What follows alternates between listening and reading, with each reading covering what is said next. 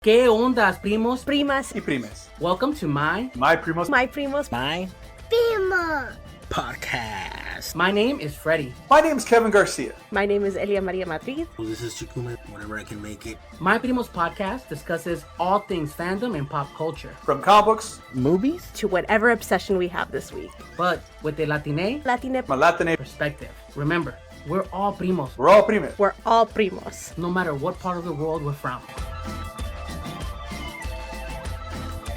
Yeah. ¿Qué onda, primos, primas, y primes? Welcome to My Primos podcast, minus our Primo Fredie. My name is Kevin Garcia, also known as Kevin Garcia _com.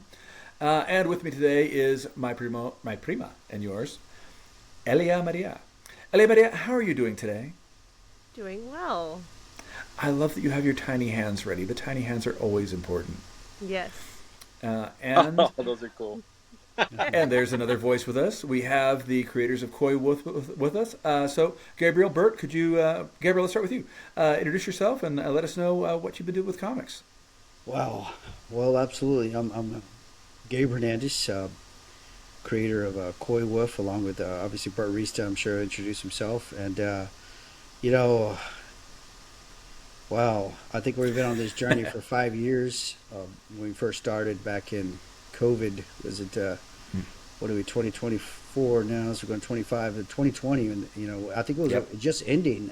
We did our first show in March in Odessa, Midland, and but before that, a couple of years before that, I had the pleasure of meeting Bert Arista. I went through the trials and tribulations of finding various artists who I pitched the story to, or could not configure the correct, concise art that I was looking for, the Southwest Americana art of Canelita Garcia Smith, who's our main character in Coywolf. And so I met Bert through his wife, of all people, at a business meeting separate from the comic industry. And I'm relatively new to the industry, so I was more of a novel writer, novella, small stories, trying to get into that, writing a bunch of small stories when I originally started, and had a various amount of characters that brought this story together, put the story together. And when I met Mr. Bert Arista, he was the right one from the get-go. Well, we've mentioned Bert a few times now. Let's get to Bert, and we'll come back to that because I want to hear more about this. Yeah. Bert, could you tell us a little bit about yourself as an artist? I'm self-taught. I didn't go to any fancy schools. I started drawing when I was in high school, doing it for the cheerleading squad and anything else for the Boy Scouts at the haunted houses, painting walls and murals. And then when I got into college, I went to a school, St. Mary's University in San Antonio, and played soccer there. I was recruited as a soccer player, studied to be a teacher, and I was found. They kind of discovered my ability when I did some drawings of our mascot playing soccer, and somebody asked me, "Hey, can you, who's this guy? Can he work for other departments of the school?" And so they actually made up a job for me to do spot illustration and designs as a work study. That's the best way to be found as an artist. Yeah. Yeah, and so I just kind of learned on my own. I still didn't know fancy programs or anything. It's pretty much by hand. And then I went into teaching and taught for a few years.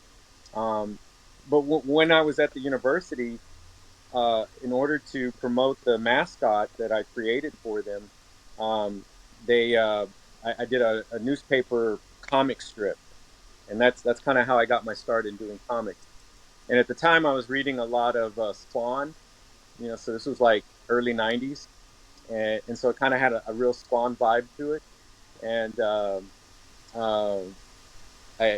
the school loved it, though. I had a pretty good fan base. I remember being interviewed by the city, and I got a presidential honor award coming out of that school for that. So they still recognize me to this day as the creator of their mascot, Rattler. And I like it. St. Mary's University. So that was kind of my start as an artist in comics, so to speak. Now, when I went into teaching, I didn't really get back to it. I kind of ignored it for several years. I was Know that soccer, feeling. so I coached for a long time. Then, of course, I started raising a family, got real into that, and just didn't really draw as much. But then when I started teaching ESL, I remember I was teaching 8th grade ESL, and I had to teach a few kids who barely spoke English, or some who did, but not really well. Hawthorne or Robert Frost, or, subjects like that. And how the heck I'm going to do that? Well, I'd storyboard their short stories to them, and it came out pretty good, and they actually understood what was going on in the story in my pictures. And I remember one of my students going, "Hey, mister, you draw better than these pictures here. Why don't you do this?" And and I was like, "Man, Israel, I don't know why I don't. Maybe I should." You know, I want to pause on that. I'm glad you said that, because I'm a teacher as well, and I taught ESL for a while as well, and I know that they also wanted me to do like Jane Eyre and stuff, and I was like, look, I like this book, I enjoy it, but it's going to be a slog, and I ended up arguing with the admin to let me teach them with books that they would actually enjoy more, and they did. But I found one of the things that got them the most into it was comics, because they're picking up a new language, but there are pictures to go along with it. And on top of that, the comic that I had was one where they were teaching the main character, so they were learning along with her, and it worked out really well. I also want to point out that you said you didn't go to a fancy school, but then said you were self-taught. That's the fanciest school of all. Yep. Yeah, I mean, because it's very self-motivated, self-driven, self-determined. I kind of learned by doing project by project. When somebody asked me to do somebody asked me to do a wall mural, someone asked me to do a website, someone would ask me a brochure, a map, whatever, a character. I just learned to do it on my own. And so when I first met Gabe, I'd already done a few children's books. I did some online comics, and I was doing a lot of instructional stuff for one site that was teaching languages. One taught English, another site from Australia taught Japanese. And I would do sell little like one-shot sells for them that kind of mixed a scenario to teach a phrase in Japanese. And I did like, I don't know, maybe 100 or so for them. And that really gave me my chops in paneling and storytelling. I forgot where I was going with that. Anyway. Well, yeah. So he's a complete Star Wars geek, I can tell you that. So look behind him. Subtle hints. Yeah. Well, that brings us back to, like I said, that was when you met Gabe, and how the Coywolf started. So Gabe, could you describe Coywolf as a concept, the series, for people that haven't seen her yet? Yeah. So basically, we had I'll do a plug-in. We had a review recently with Latin Pop Mag out of UTM. You're familiar with Frederick Adama. And we got a review from Miss Mariana Rooks, and wonderful, review. I couldn't have put it any better way than what she's, read the stories. She bought the books at the Latin Pop lab up in UT. It's usually ran through, I believe, March, sometime during spring break. Elia, we've met there. Yeah, it was March. Yeah. Of course, yourself. Or April there. This year. We've all met there, and March. I'll read that review at the beginning of what she put, and it's beautiful. So I'll plug that in for her. That's fair, I guess. In her words, it's great, and couldn't say it any better. So basically, her review started off the book is somewhere out in the wild, a beast waits. She's an intelligent, strong, and fearless animal descending from stealthy coyotes and mighty wolves. She's a pack animal, meaning she must swallow her fear, protect her pack, and hunt or survive. Meet the Coywolf. So that was very impactful when I read that. You know what? I see why you wanted to read the review. Yeah. It's real poetic. Yeah, that's so like the narration to the trailer for it. Like, it is setting that tone. Yeah. I love it. And so in what? Go ahead. Oh no, go ahead. No, go ahead, Ellie. No, I just want to hear like what, cause like she's a leading lady, powerful. Where did this concept come from? So How did for her me, story come to be? I've not been into. I bought a few comics as a child. I was more of a sports guy. I played football, a lot of sports, Yeah. tennis. I still play today, recreational. But a lot of my comic book friends were people that were on the other side of the school lunch seat, per se. I saw them all read a lot of X-Men back in just growing up in the '80s, right? Yeah. So, it had a huge impact on me and buying, the comics that I used to read, if I could afford them at that time. And most of the stuff I read was in the newspaper. It was free, Archie comics or whatnot. So when I went to my first comic book convention in Austin, this was back in, probably showing my age, 2010. In Austin, I went to that one, and so obviously saw a lot of DC and Marvel at the Austin Comic Con. And my second one was in San Antonio, where I took my sons because I really enjoyed the first one with my friends. So I took my sons, and I saw the similar, concept of comics. DC are your Spider-Mans and your Batmans and your Wolverines. And I didn't notice anything representing our culture, my Latin culture.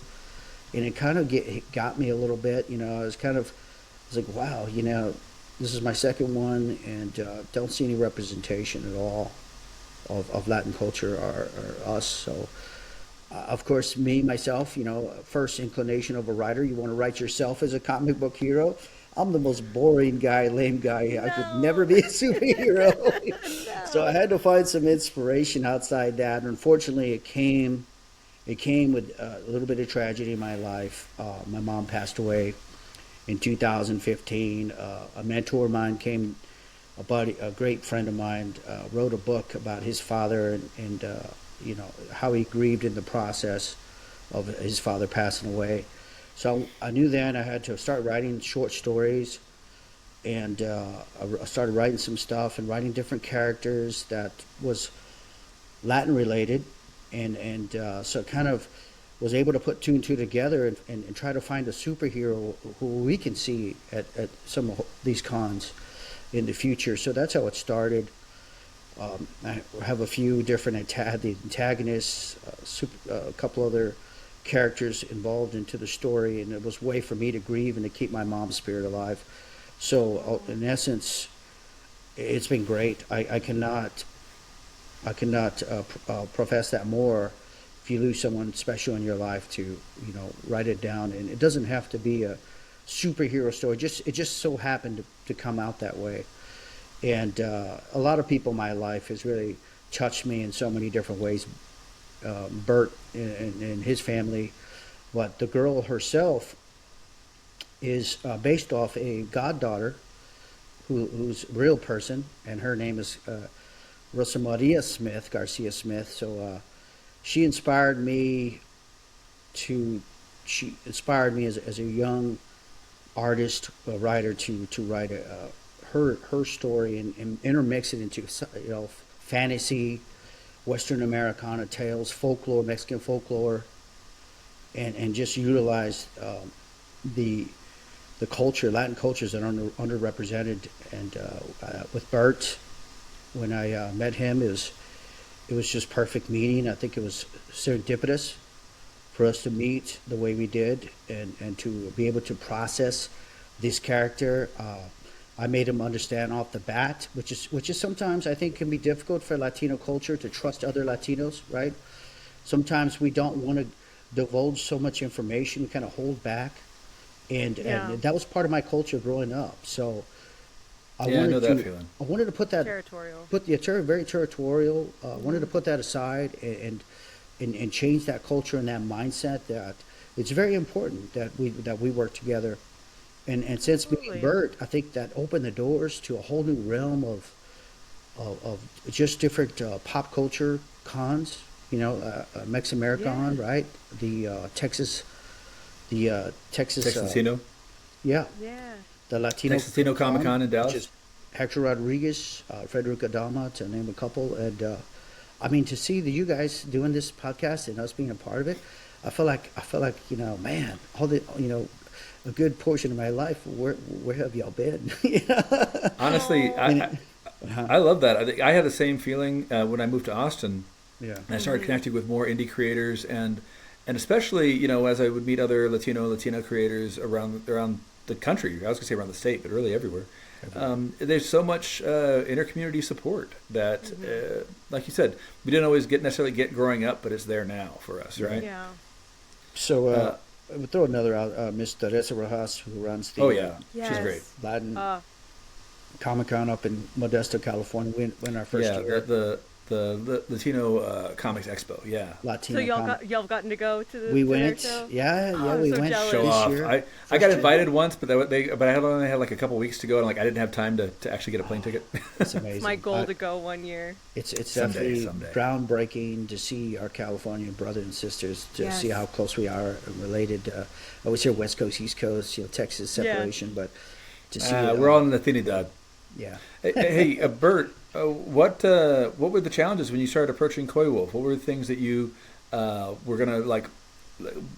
How did you feel about the concept and the art you were gonna have to put with it? Yeah. What was the thing that booked that first date, the first booking? You're like, I definitely have to do this. What booked me or what took me? Yeah. What drew you into Coywolf? Gabe, of course, he's a salesman. Hey. No, I think, when I met Gabe, he was so humble, and we were both the same age, kind of same generation. I love San Antonio as a San Antonio boy. I'm a Dallas boy, but I went to school in San Antonio. So I always have an affinity for San Antonio people. And, he talked about his mother, and that really grabbed me. And the character of Rosa Marie, who I met, he's introduced me to her a few times, and she is very much a doer. She's just a can-do kind of person, and that's the kind of personality we want in Canelita, our character. And Gabe was what he had was not published, and I just wanted to help him. What he had so far, and he had writing, like he had. I had a degree in English, and I taught creative writing. I taught kids in junior high, high school English, and I analyzed literature and story, and have a background in all of that. And then, of course, a very deep background in comics. And the thing that he lacked was, constant conflict in his stories. He had a really well-developed background of all these different characters, but how do we bring them into conflict was where he was struggling, and I wanted to help him with that. I love that you bring that up. Me? Well, I was jumping in because we couldn't hear you for a second. Yeah, something paused or something. Yeah. What I said was he was struggling with creating conflict in his story, and so I wanted to help him with that, and I was in agreement with him in that there was such a starvation, not just in the comic world of representation of us, but even for Gabriel and I. Gabe and I are like second or third generation Mexican American who have been deprived of a lot of our cultures. He and I are same boat. He and I are coconuts. We don't know so many things. Our Spanish is horrible. My parents were spanked and disallowed to speak Spanish when they were in school here in Dallas, growing up here. And when I started school, they didn't even want to teach me Spanish. They didn't want me to have problems in school. Wanted me to not be put in any type of special ed classes or certainly get in trouble. And so they had these fears. And my mom and dad would even use Spanish to talk to each other so that my brothers and I wouldn't understand. Yep. Dang. Bert, can you do me a favor? Can you stop describing my childhood? I'm sorry. It's all right. It's all right. Yeah, they would do that to us, and I guess they also kind of assumed, they would learn Spanish as they go along. My mother was not a patient teacher, Yeah. And my father, of course, he worked a lot, and if I heard them speak Spanish, it was through work with other people that they worked with. But my parents were both some college, but I was the first one to graduate from college in my family, and I graduated with an English degree, of all things, in communication, and became a teacher. But I still didn't know my culture, even though I went to St. Mary's University, which is like 50% Hispanic. It's actually, when you go to St. Mary's, it's culture shock, because you got San Antonio Hispanic. Oh yeah. You got Valley kids. You got Oh, people from Mexico, and I played on the soccer team, and some of my teammates were like from Peru, Peru, Dang. or places, other places, all over the world, or they were Haitian. And it's just like, I'm from Dallas. Yeah. Yeah, one thing I say a lot is that it wasn't until I came to Austin that I really felt like I was connecting with the culture, that really kind of getting the broader scope of it too. And by the way, you said you connected to San Antonio people. I lived in San Antonio for 5 years. Oh, wow. Of course, it was the first 5 years, so I don't really remember much of it. But still, technically counts. Yeah. Yeah, it does. Yes. I think I grew up in Dallas. I consider myself a D-boy, a Dallas boy. Very proud of it. But if I wanted to live anywhere else, it'd definitely be San Antonio. I agree. Yeah. Like, I know my way around there, really well. The food's better in San Antonio, that's for sure. It is. Right? I will admit that. Absolutely. Yeah. Right? Yeah. Yeah. I find once you get far enough from the border, it's hard to find really good Mexican food. And it's just, like, I'm in Austin. And look, I love Austin, but it's hard to find really good Mexican food in Austin. Yeah. Yeah. But that's kind of the idea. You were trying to connect with the culture and bring in new characters that kind of spotlight that.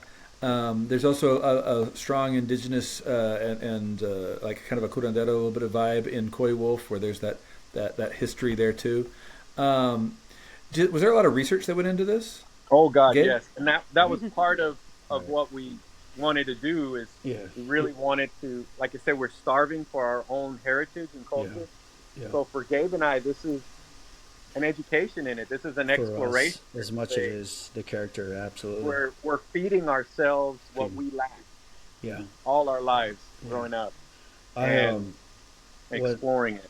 Right. I wanted Bert to get a good sense of the background and the setting of Arizona, because it takes place in a border town of Nogales, Arizona. Sierra Vista region, south of, not south, maybe more, south of Tucson. And I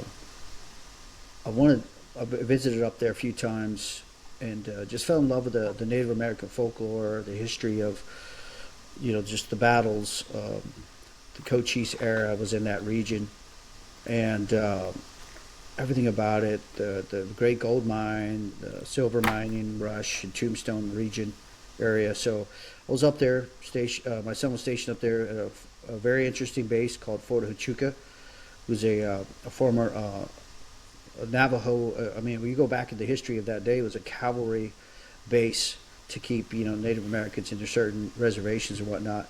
Since it's moved on and evolved into obviously what it is today, but at some point it also was actually a base that was used for World War II for Navajo language, and for them to change to the Pacific War.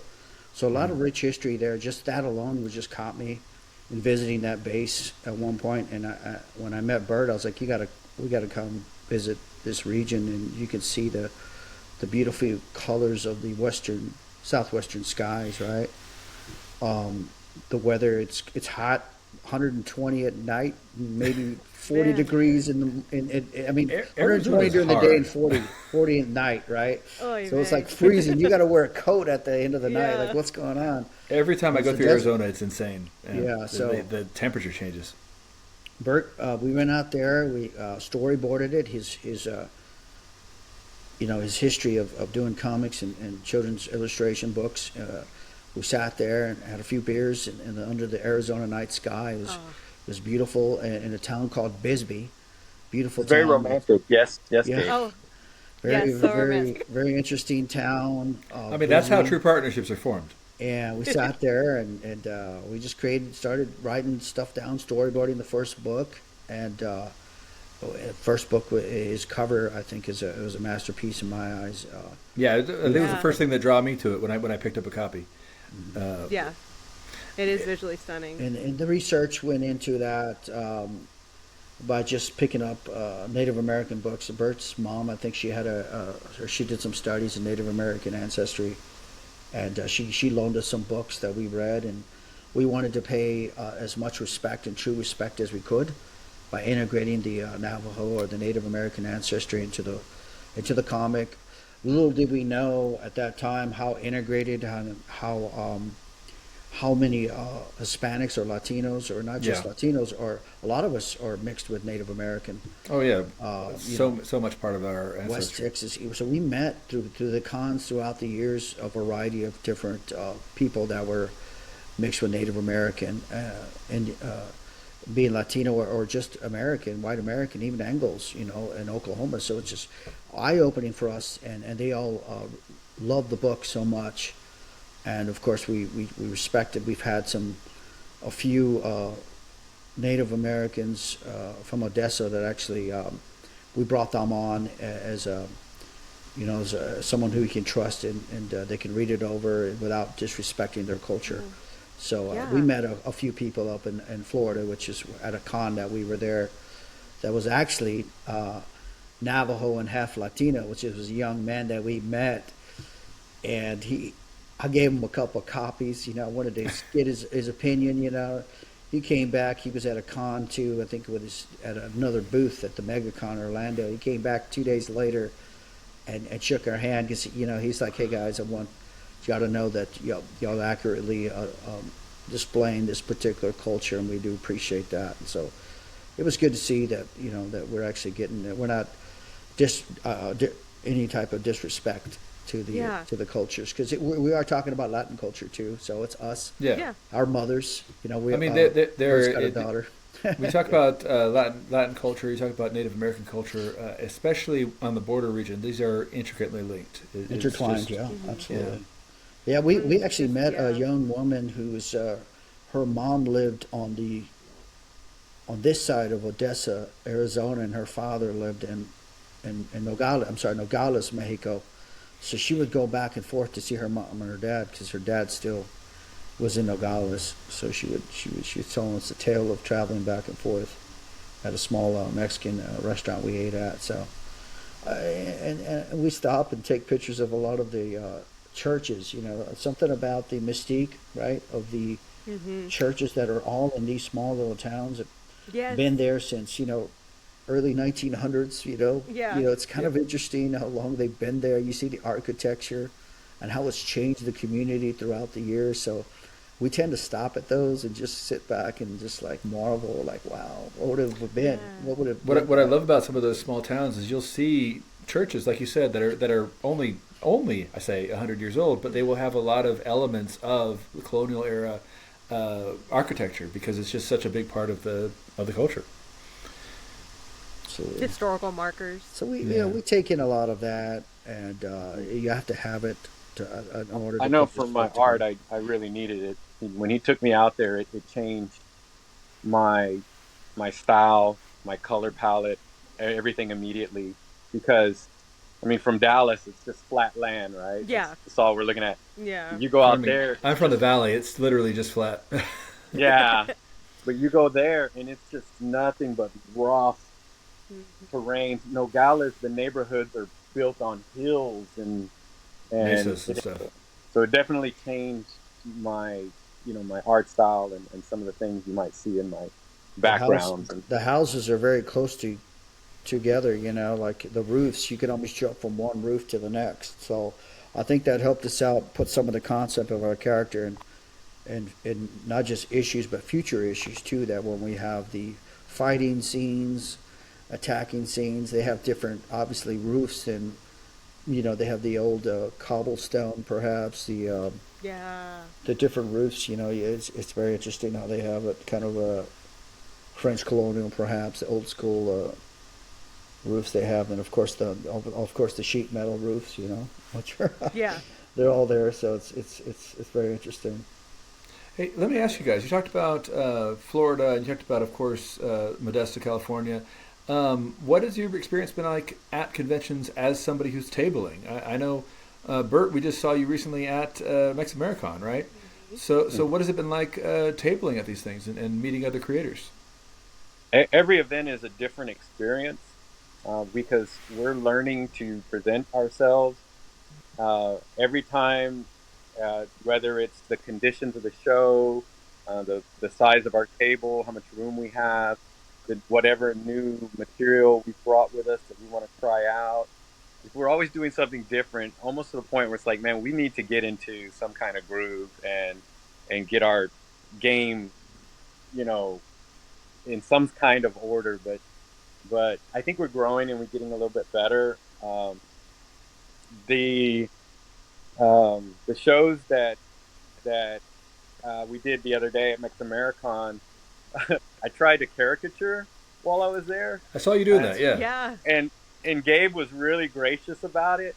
He's like, okay, because he wants me to make money. He wants me to do do well. And, how dare. Right? And how dare you, right? And I did do pretty well, but we were in each other's way. That there's just not enough room. Well, we should have gotten 2 tables maybe or something and be right next to each other if I'm going to do that. Because if I have people sitting there and I'm trying to draw, and then we've got the comic book and some art back there, there's just not room for people to come in freely and talk to Gabe while I have 2 people in front of all of that drawing and all that. But hey, we learn. Yeah, we figured it out. I think the best part is meeting creators like you guys and y'all's own books. For me, it's getting to meet the room and seeing creators alike, indie creators like you guys, and this community. It's unbelievable. It's great. It's amazing, and that's every time we see you guys, we feel part of something because you make us feel that way, and I think that's really what it's all about. I need to be better and find more ways of how I can help you guys. And so when I'm at these shows, my input on what you're doing or advice or example of what I'm tried or shows that I think, you should go check out is the best way I can help my community and help you guys with your journeys and then listening to your stories as y'all practice telling me or explaining to me what your art's all about. And we share those things, and we just, I don't know, maybe we're all growing together, but I really want to be able to help, younger artists coming up, give them inspiration or advice on a career in art. I've been doing graphic design and illustration as a freelancer for many years now, and I've been able to provide for my family through that, which not a lot of artists have that privilege. I've been privileged to be able to do that, to do what I like doing, and still, pay bills and put food on the table. It's a struggle all the time, and sometimes it's feast and famine. But in order to do it, you have to learn how to conduct your business in a certain way. Absolutely. Yeah, I like that you put that helping the younger generation and also like you said, other creators. As Freddie would say, who's not here, we're all primos. Gabe, how about you? Have you had any really great experiences at conventions? Oh yeah, absolutely. First one hit me hard. I think it was the first convention in 2020. I want to say it was March. No, I take it back. It was probably October, wasn't it? Yeah, I was gonna say because March is when everything shut down. I know that because I had 8 conventions lined up, and all of them for the next 3-4 months. Yeah, and they were all 2020. canceled. It was the first one that opened up. It was Midland, Odessa, the Odessa Permian Comic Con. Our first one. Permian Comic. We had one book. Basin, Me and Bert, and I was like, "Oh man, I'm so excited!" Never sat behind this side of the booth. There's my little light bulb that went off, 10 some odd years ago. here I am on the other side with a great cover and a darn good story and a great artist, and we were behind that book. And I think for me, the first time being at that show, we met a Native American family, half Latino, half Native American. They were Apache Rodriguez family, and everyone was wearing a mask, and I really couldn't see their face. And but turns out that most of the people we were speaking to at that, no matter what race, there were some type of indigenous background, which is super cool, which is eye-opening and very enlightening to see West Texas, having the Native Americans there that we've always read in Texas history books, and here they are. Like, whoa. Yeah. Like, well, whatever happened to all the other Texas Indians? Why is it always just this area? But anyway. Yeah, it's almost as if there was a group that kind of ran all of them out. Yeah. Some kind of law enforcement group that still exists today. Anyway. It's another research story down the road. Yes, you're right. Yeah. There is such thing. And so this family came up to me, and they were pointing at the big wolf that we had as a poster. And they were, I think one was a college student, high school, middle school, and then even a little elementary, maybe even one that was 3-4 years old. And they just caught me off guard, and it was the end of the day on a Sunday. We practically almost sold out of everything if we didn't. And we're exhausted. 2-day Comic-Con. I've talked so much. I was dead. And I asked them, I was like, because they weren't saying anything, I was spilling the whole story. And I looked up at them. I was like, "Are y'all Native American?" And they just nodded. And I was like, "Wow, can I see y'all's faces, if you don't mind?" They took their mask off, and then I could see the indigenous, family, that they had a beautiful family. And their parents came over, and they, we gave them some free stuff. It humbled me. It was very humbling to actually meet a family that they really loved the book their reaction was priceless. And it was like, wow, they were so excited about it. Yeah, so that was I think for me, Bert, the reason why we went to Midland first. I think we were meant to be there at that time, at that place and period. So it was super cool.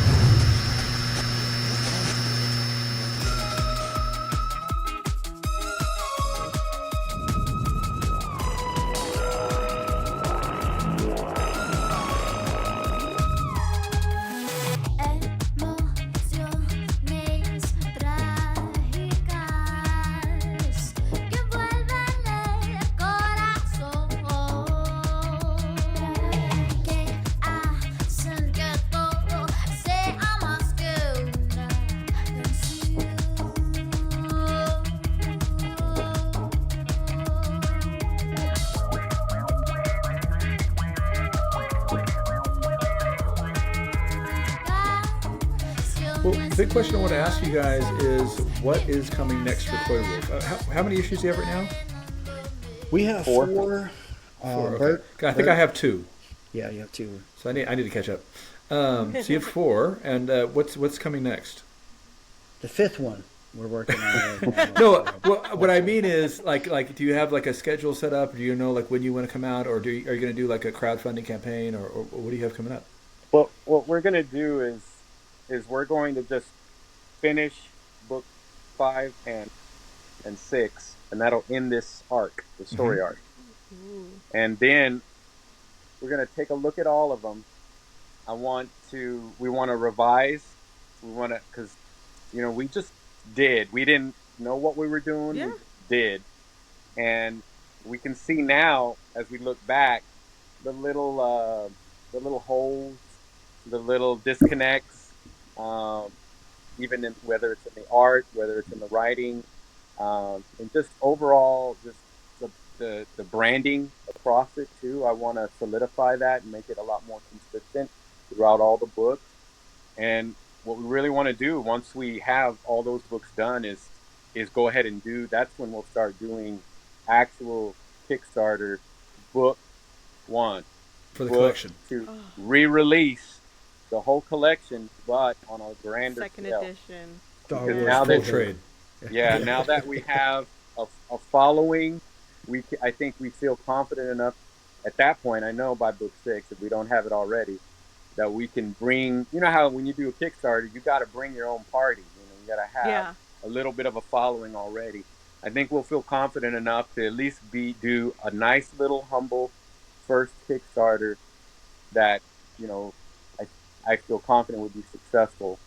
And just asking just to help us do a larger, reprint of book 1 that's revised, maybe offers a few more, pages or things inside of it. And then, of course, be able to offer our readers, maybe, like original drawings or stickers or just, how Kickstarter goes. I do know how Kickstarters go now. Cheers. Yeah, because I was going to say, I know that you guys recently got copies of a particular Kickstarter, World War Comics. But but I want to change gears for a quick second because we're talking about celebrating each other and helping each other out, and then talk about looking forward to your first Kickstarter. And on that note, I want to just really quick point out, speaking of first Kickstarters, Elia, how are you doing so far? I was picking it up right now, and I was looking at it. You're at what? 60% already. Damn. Wow. So if you guys aren't familiar, Elia with Spice Illustrations has been doing her first Kickstarter, which, if you don't mind, could you remind us about that again real quick? Plug. It's gonna be it's a comic duo, and it's 2 different comic books, 30 plus comics each, that are gag comics based off of 2 separate years of Inktober challenges where I did a comic per prompt and made silly comics with it. And the first book got released during the pandemic, and I want to give it a second run. The second issue never got a print, so I'm debuting it with this Kickstarter and hopefully getting them both out in print. Nice. And that's what we're all about, supporting our artists. What's it called? I'm trying to wrap my noodle around what you said. What's it called? I have an Inkling, volumes 1 and 2.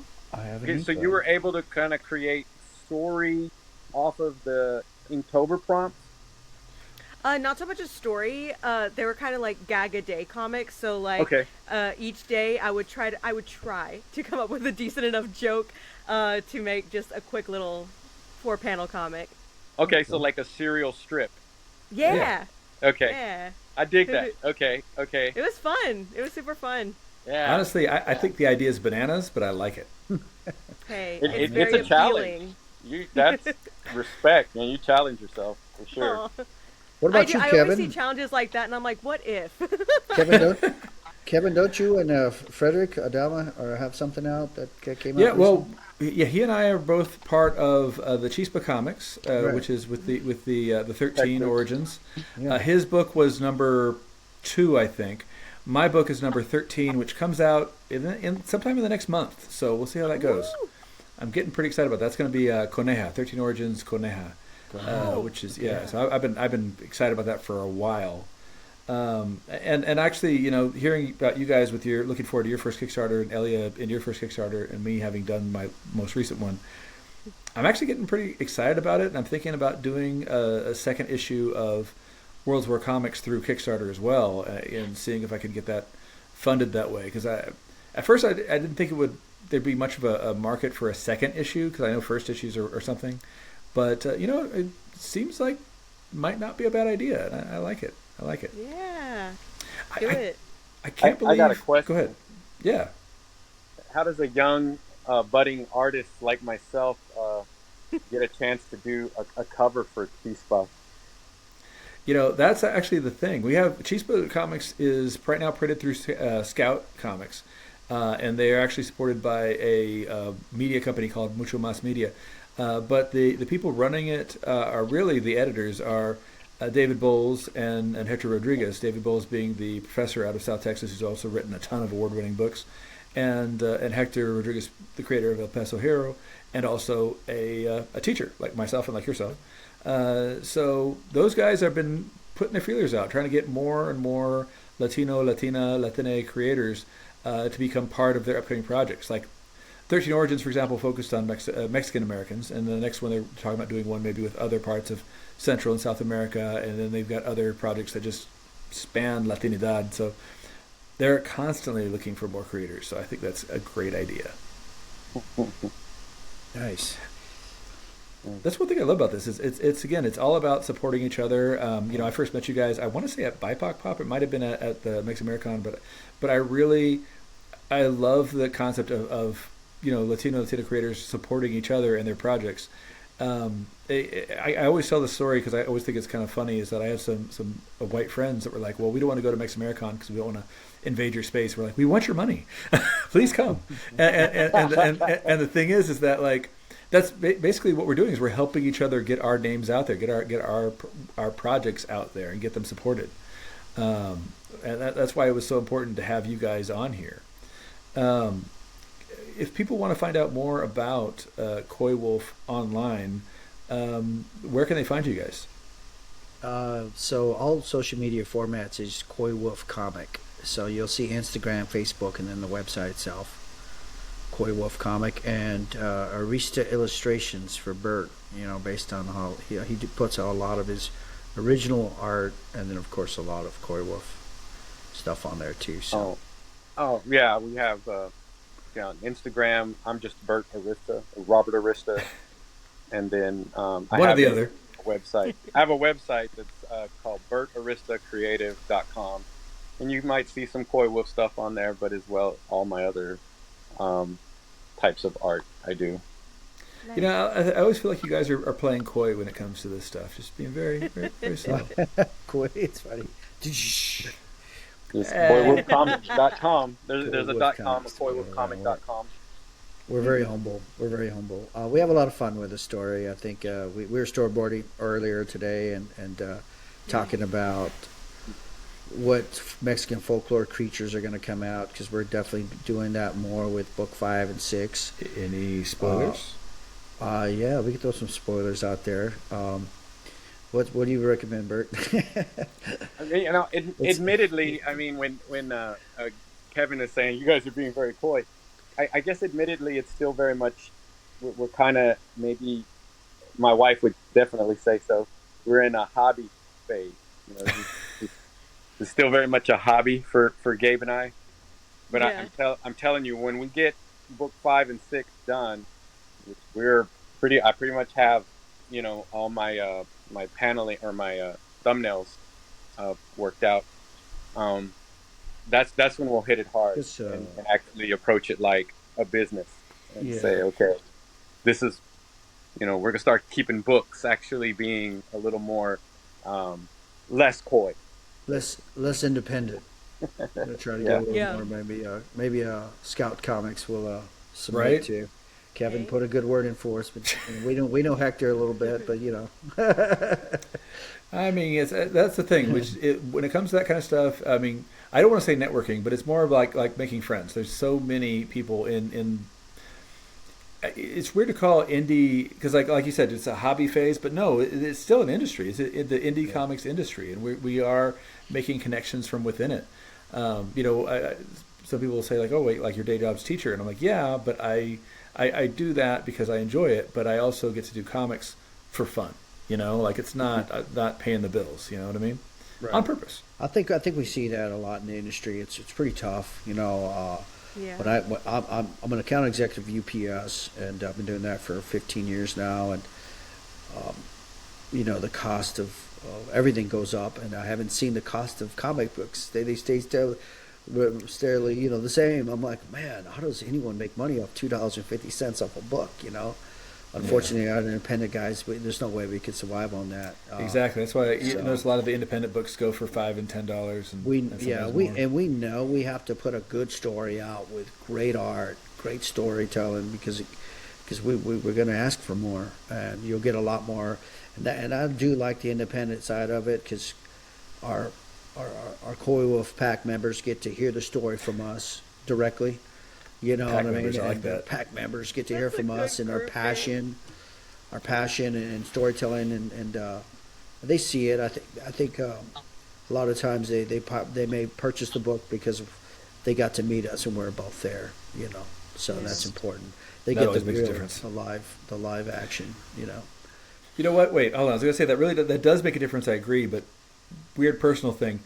whenever my friends have helped run the booth for me, they always sell more comics than when I'm there. And I think it's because they're more willing to just you need to get this book, and I'm like, well, if you want to, No, I'm the same way. I guess. Well, if you really want it, I guess I'll sell it to you. All right. And sometimes I sell more when Gabe is not. Yeah. That's what I'm saying. Sometimes it just takes the right person to just be the barker and be like, yeah, come get that stuff. And when I'm at somebody else's table, I'm constantly doing that. When I'm at my own table, I'm like, I feel like it. well, we talked about that. Do you guys have any upcoming conventions that you're going to be at? Yeah. Bert, I think you do, right? Just yeah. Well, I'm doing a Metroplex collectors and toy show over in Arlington. Okay. And that's close to the 23rd, Saturday. All right. Coming up pretty soon. That is what was the name of that little recreation center, or it's called the I just know it's the Metroplex toy show, toy and comic show. Metroplex toy and comic show. Yeah. It's on social media. Named Leonard McCord. He's the organizer of it. He's done all kinds of toy collector shows. And he always invites me to whatever show he goes to. He goes, "Hey Bert, I'm doing this show. He's organizing it or not." Yeah. We'll get out and do some toy shows too, but my wife gets kind of angry when I bring back more toys, and that's always it's a double-edged sword. Oh, Conventions. look what I got, Yeah. Running out of room over here, but I'll eat a lot of tacos.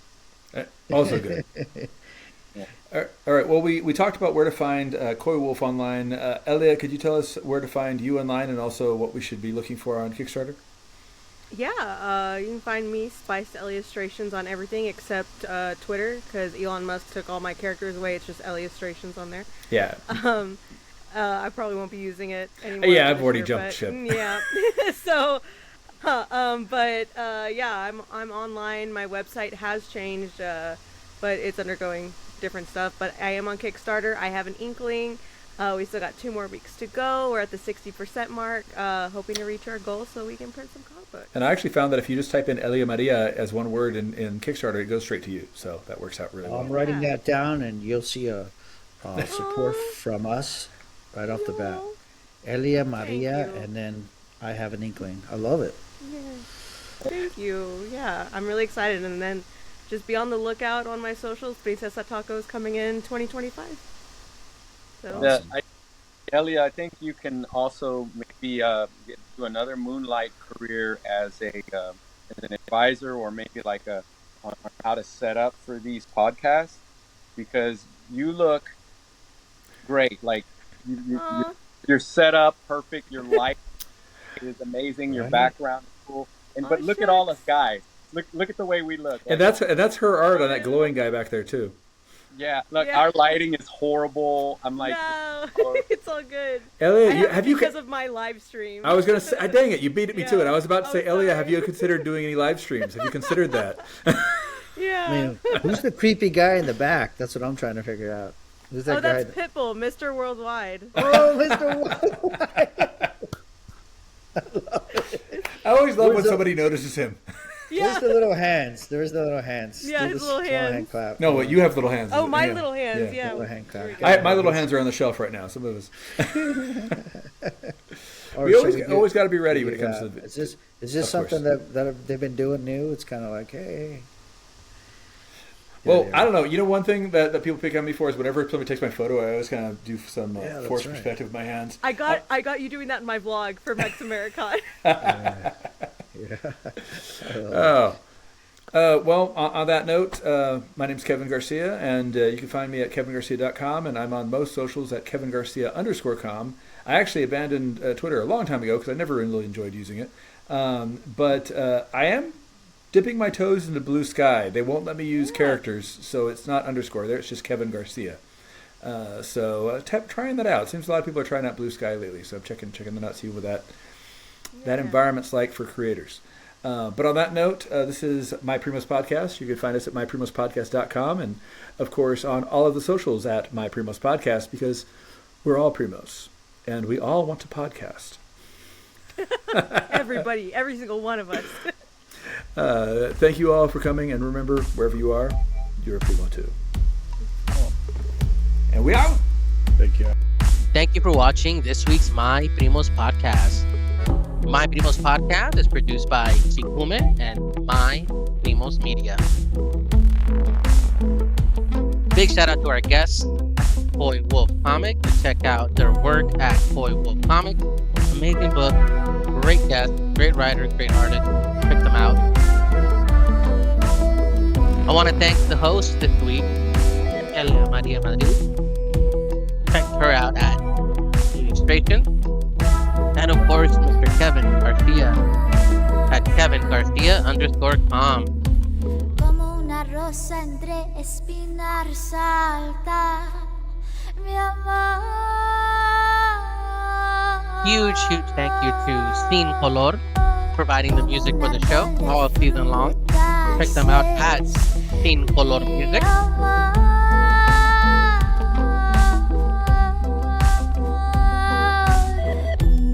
And Primos, remember, we have our final episode coming up next week. Can't believe we've reached this far already. But remember, Primos, check out the show at My Primos Podcast on all social media. And don't forget, I have an Inkling. Elia's Kickstarter is still live. Go help get this made, Primos.